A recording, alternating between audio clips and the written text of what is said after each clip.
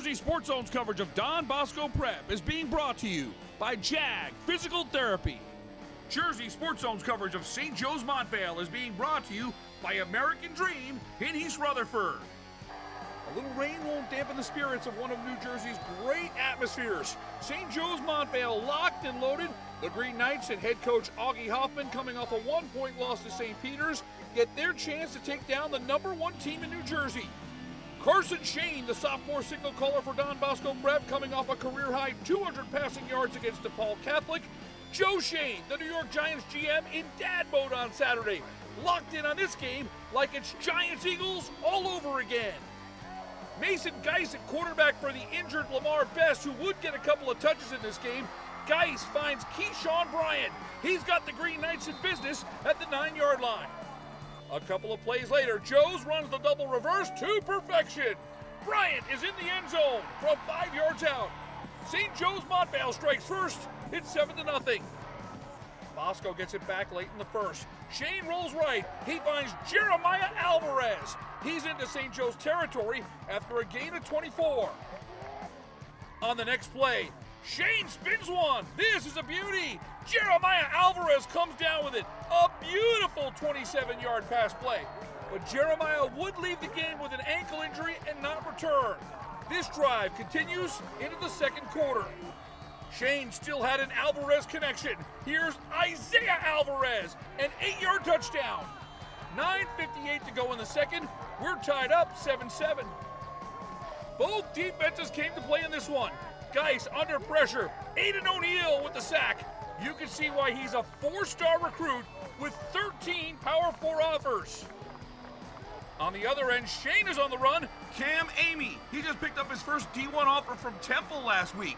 Amy was tremendous in this game. St. Joe's has battled through injuries. Nate Bailey's return is huge to this Green Knights team. Bailey had 8 catches for 76 yards in his return to the lineup. It sets the table for Geis to go up top. Brady Shust, get out of his way. A 32-yard touchdown for the tight end. St. Joe's Montvale has the lead. It's 14-7 with 4:46 to go in the half. That lead was very short-lived. On the ensuing kickoff, Isaiah Alvarez finds his blockers and explodes through the hole. There he goes. 91 yards on the kickoff return for Isaiah Alvarez. Alvarez with 2 touchdowns in the first half, and we're tied up 14-14. Late first half, critical sequence in this game. Shane is pressured by Cam Amy. The wounded Duck is picked off by A.J. Ravella. He's got St. Joe's at the 25 with just over 2 minutes left in the half.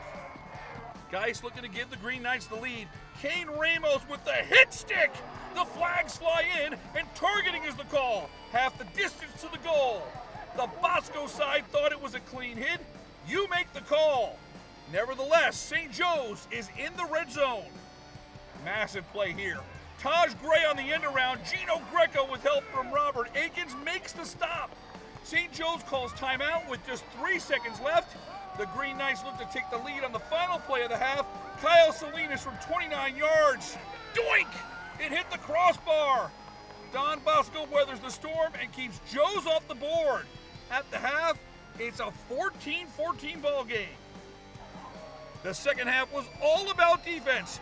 Phoenix Evans with the TFL, 31 offers.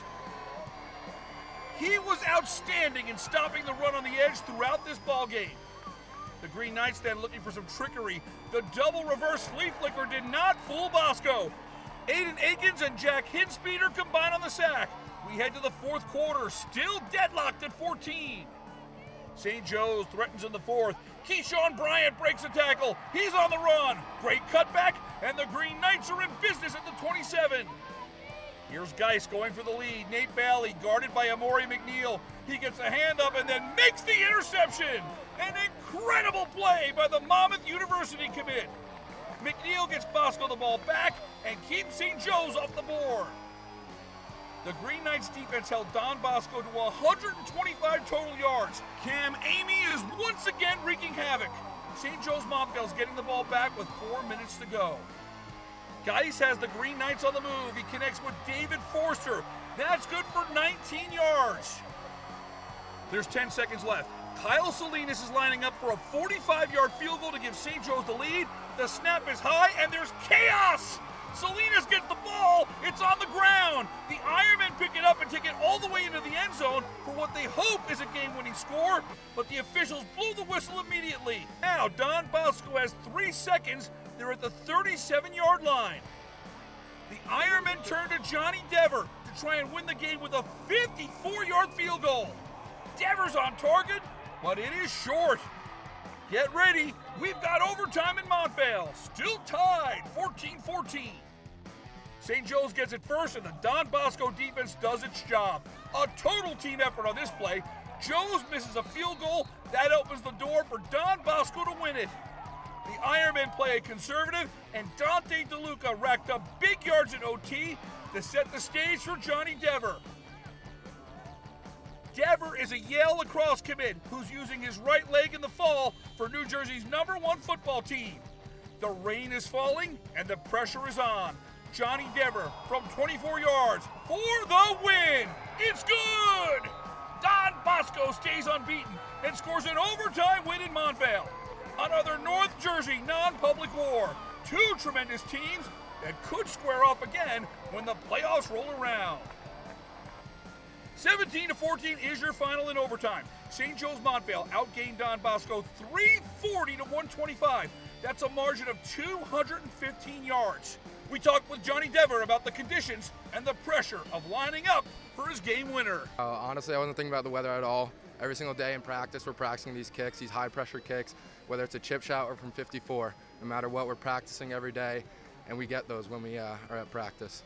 You know, sometimes some things weren't going our way, but it didn't matter because, you know, we were just tougher than everybody else, and we love each other and we trust each other, so we made it happen. Played hard all the way to the end, kept believing in each other, and gave ourselves the opportunity there at the end. Defense, obviously, keeping them out in overtime, right, gives you some momentum, and grinded it out a little bit there in overtime. Gave it to our big horse, Dante, and our offensive line, and Johnny did the rest from there.